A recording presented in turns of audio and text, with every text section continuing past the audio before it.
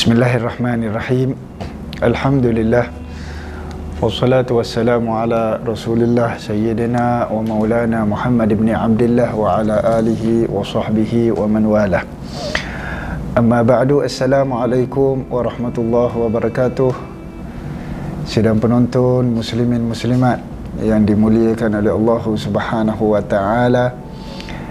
Alhamdulillah, bertemu lagi kita pada siri perkongsian kisah-kisah para awliya illahi subhanahu wa ta'ala. Moga-moga Allah subhanahu wa ta'ala memberikan manfaat yang baik pada keberkatan di dalam Allah subhanahu wa ta'ala memuliakan mereka pada kekasih-kekasihnya. Maka pengkisahan kita pada pertemuan ini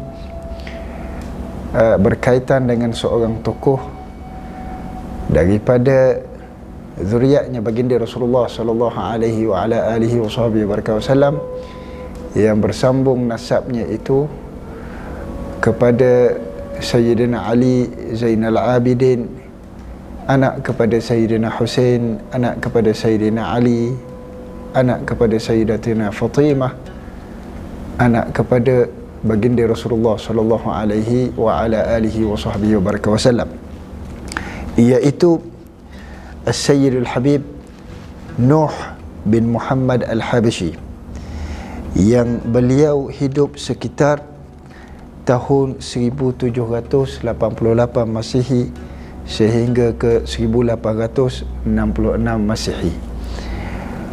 Al-Habib Nuh bin Muhammad Al-Habshi merupakan seorang tokoh awliya illah, seorang tokoh yang terkenal dengan keilmuannya, seorang tokoh yang terkenal dengan keteguhan agamanya, ketakwaannya kepada Allah Subhanahu wa taala jalla jalaluhu fil ula, yang berasal daripada keturunannya para habaib ataupun daripada keturunannya ahli baitin Nabi sallallahu alaihi wasallam yang datang daripada Hadramaut, dan beliau datang daripada Pulau Pinang sehingga sampai kepada satu tempoh beliau berhijrah ke kota Singapura. Beliau Al-Habib Nuh bin Muhammad Al-Habshi alaihi rahmatullah merupakan seorang ulama yang telah meninggalkan jasa yang besar, khususnya kepada umat baginda Nabi sallallahu alaihi wasallam di bumi Nusantara ini. Beliau mempunyai 4 adik-beradik, yang mana 2 daripada saudaranya beliau iaitu Habib Arifin dan juga Habib Zain meninggal di Pulau Pinang, dan satunya yang lain itu Habib Salikin meninggal di Daik, Indonesia. Sedang beliau Al-Habib Nuh wafat dan makamnya itu berada di kota Singapura. Al-Habib Nuh diriwayatkan tentang kehidupannya beliau ini dihabiskan untuk berkhidmat kepada agama Allah Subhanahu wa taala, yang beliau sepanjang daripada kehidupannya mengabdikan diri untuk menyeru umat kepada Allah Subhanahu wa taala, mengikut jalannya baginda Nabi sallallahu alaihi wa ala alihi wasallam, yang mana pada malam harinya beliau di sepanjang hidup menghabiskan waktunya dengan banyak beribadat kepada Allah, khususnya mendirikan solat pada sepanjang malam. Begitulah halnya beliau menyampaikan dakwah, khususnya di Singapura dan juga pada negeri-negeri yang sekitarnya, termasuklah pada negeri Johor, yang beliau itu merupakan orang yang tekun menyampaikan dakwah, sama ada pada waktu bersama dengan sahabat-sahabatnya ataupun pada waktu yang beliau rasakan perlu untuk bersendirian, maka beliau akan bersendirian berkhidmat kepada agamanya Allah Subhanahu wa taala jalla jalaluhu fil ula. Beliau diriwayatkan sekitar umur lingkungan 30-an beliau berhijrah daripada Pulau Pinang ke Singapura. Beliau yang merupakan seorang daripada ulama, orang yang soleh, orang yang mempunyai perawakan yang warak, teguh agamanya, terzahir ketakwaan pada dirinya itu sentiasa digeruni oleh khususnya mereka golongan-golongan penjajah, sehingga disebutkan pada perkara yang berkait dengan karamahnya beliau, sebagaimana karamah-karamah kemuliaan-kemuliaan yang Allah Subhanahu wa taala kurniakan kepada para kekasihnya di kalangan wali-walinya Allah Subhanahu wa taala, begitulah juga tentang halnya berlaku kepada Al-Habib Nuh bin Muhammad Al-Habsyi. Diriwayatkan banyak kisah-kisah yang terkait dengan karamah kemuliaan yang Allah kurniakan kepada Al-Habib Nuh.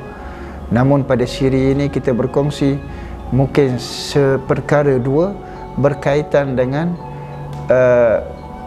karamah kemuliaan yang Allah Subhanahu wa taala kurniakan kepada beliau Al-Habib Nuh bin Muhammad Al-Habsyi alaihi rahmatullah.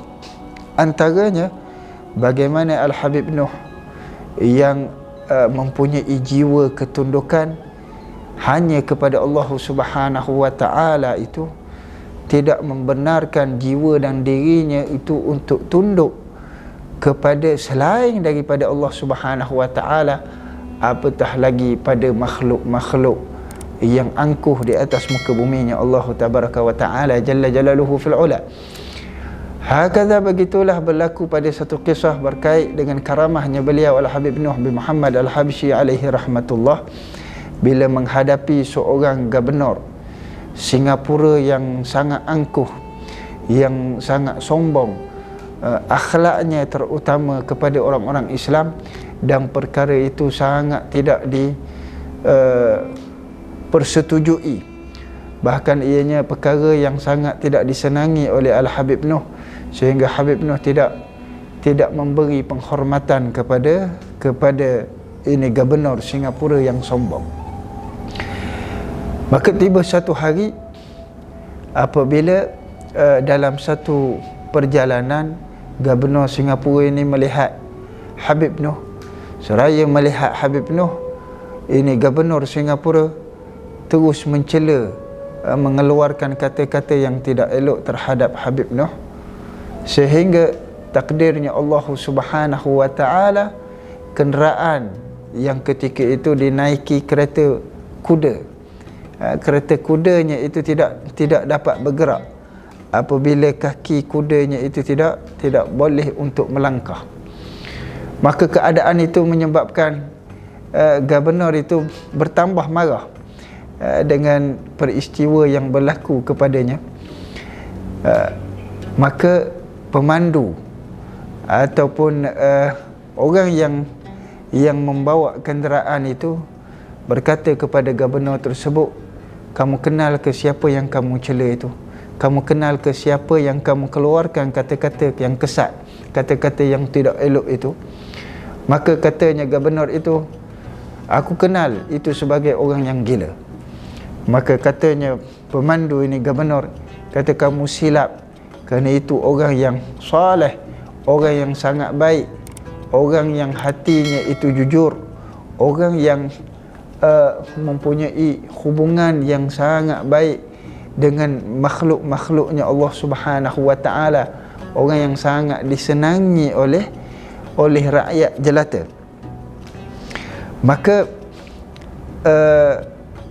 bila diterangkan siapanya halnya Habib Nuh kepada gubernur itu, tertunduk malu gubernur itu sehingga meminta maaf kepada Al-Habib Nuh, menundukkan dirinya, meminta maaf atas kesombongannya terhadap Habib Nuh, dan Habib Nuh pergi mendekati kenderaan kereta berkuda ini gubernur sambil menepuk-nepuk di kaki kuda dan menjadi sebab kurniaannya Allah Subhanahu Wa Taala daripada tepukan itu dapat bergerak kuda yang dinaiki oleh gubernur yang asalnya sombong kepada Al-Habib Nuh bin Muhammad Al-Habsyi alaihi rahmatullah.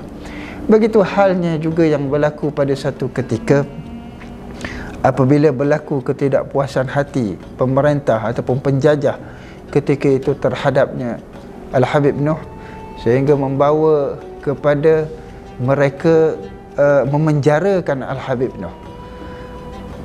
Namun tindakan mereka itu terlihat sangat sia-sia, kerana waktu mereka memenjarakan Habib Nuh dan mereka yakin Al-Habib Nuh sedang dipenjarakan, maka pada waktu yang sama juga mereka melihat Al-Habib Nuh berada di luar. Al-Habib Nuh bergaul dengan masyarakat. Al-Habib Nuh berada di majlis-majlisnya ilmu, menyampaikan ilmu dan sebagainya.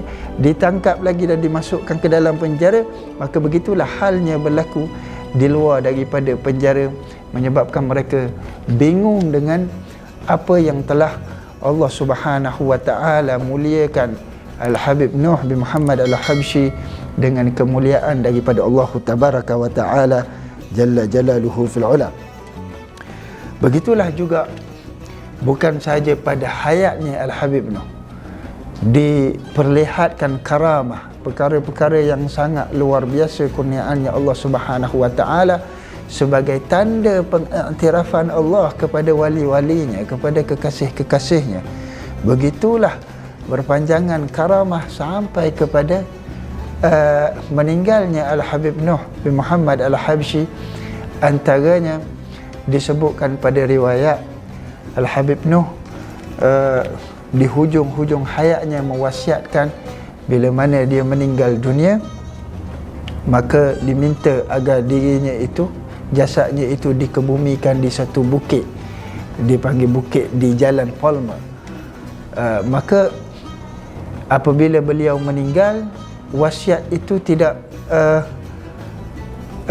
diingati oleh kebanyakan orang yang menguruskan halnya jenazah Al-Habib Nuh, sehingga menyebabkan waktu nak dikebumikan Al-Habib Nuh di permakaman yang lain tidak sebagaimana yang diwasiatkan oleh Habib Nuh, maka jenazah ataupun keranda yang nak membawa jenazah Habib Nuh tidak dapat diangkat, sehingga masing-masing menangis. Akhirnya datang seorang hamba Allah mengingatkan wasiatnya Al-Habib Nuh, dan mereka sepakat untuk bawa jenazah itu agar dikebumikan sebagaimana yang diingini oleh Al-Habib Nuh di Jalan Palma. Maka ketika itu keranda yang membawa jenazahnya Habib Nuh dapat diangkat dan dikebumikan dengan selamat. Bahkan makamnya Al-Habib Nuh yang berada hampir dengan sebuah masjid yang dinamakan Masjid Haji Muhammad Saleh, yang mana makam dan masjid itu pada satu waktu nak dirobohkan oleh pemerintah kerana nak membina jalan yang besar ataupun nak membina highway di kawasan tersebut. Maka tidak dapat tidak mengikut daripada perancangan mereka pemerintah ini bahawa Masjid Haji Muhammad Saleh bersama dengan makam Habib Nuh mesti dilupuskan, mesti dirobohkan. Maka takdirnya Allah Subhanahu wa Ta'ala, bila mana jentolak bersiap sedia untuk merobohkan masjid dan juga makamnya Al-Habib Nuh bin Muhammad Al-Habsyi, semua jentolak itu tidak mampu untuk bergerak. Semua jentolak itu tidak mampu untuk melakukan operasi yang sebagaimana yang diperintahkan oleh pemerintah ketika itu. Akhirnya pemerintah terpaksa akur dengan kurniaannya Allah Subhanahu wa Ta'ala, khususnya kepada Al-Habib Nuh dan makamnya Al-Habib Nuh, sehingga jalan highway yang nak dibinakan oleh pemerintah terpaksa mengambil lencongan untuk memberi laluan tempat beradanya Al-Habib Nuh dan juga Masjid Haji Muhammad Saleh di tempat tersebut. Subhanallah. Hadirin hadirat, saudara-saudari sidang penonton yang dimuliakan oleh Allah Subhanahu wa Ta'ala, Ini kurniaannya Allah Subhanahu wa ta'ala, kemuliaannya Allah Subhanahu wa ta'ala kepada para kekasihnya. Kerana kekasih-kekasihnya itu mempunyai hati yang jujur dengan Allah, mempunyai hati yang ikhlas dengan Allah Subhanahu wa ta'ala. Kekasih-kekasihnya sentiasa memanfaatkan kehidupan di atas muka bumi ini dengan kebaikan, memakmurkan bumi Allah Subhanahu wa ta'ala ini dengan akhlak yang mulia. Sebagaimana Allah firmankan di dalam Al-Quran, wa ibadur rahman alladhina yamshuna 'alal ardi haunan. Mereka hamba-hambanya Allah Subhanahu wa ta'ala yang maha pemurah, berjalan di atas muka bumi Allah Subhanahu wa ta'ala dengan tenang, dengan tawadhu', dengan penuh ketundukan hati kepada Allah Subhanahu wa ta'ala, dengan sentiasa memakmurkan buminya Allah dengan kebaikan. Maka begitulah halnya juga kepada Al-Habib Nuh bin Muhammad Al-Habsyi alaihi rahmatullah. Sehingga diriwayatkan bahawa Al-Habib Nuh sentiasa apabila di dalam majlis-majlisnya beliau, mujalasah bersama dengan beliau, sentiasa menyampaikan kebaikan-kebaikan untuk dimanfaatkan oleh hatinya orang yang beriman, supaya sentiasa dapat dibersihkan, kerana hati itu tempat pandangnya Allah Subhanahu wa ta'ala. Antaranya yang disebutkan daripada wasiatnya Al-Habib Nuh, iaitu janganlah kalian jadi tamak terhadap harta dunia, dan jangan punyai perasaan hasad dengki, dan mempunyai sebarang perasaan yang negatif terhadap sesiapa sahaja daripada makhluknya Allah Subhanahu wa ta'ala di sepanjang kehidupan di atas muka bumi Allah. Ini didikan seorang salih, ini didikan ahlillah, ini didikannya wali Allah Subhanahu wa ta'ala jalla jalaluhu fil ula.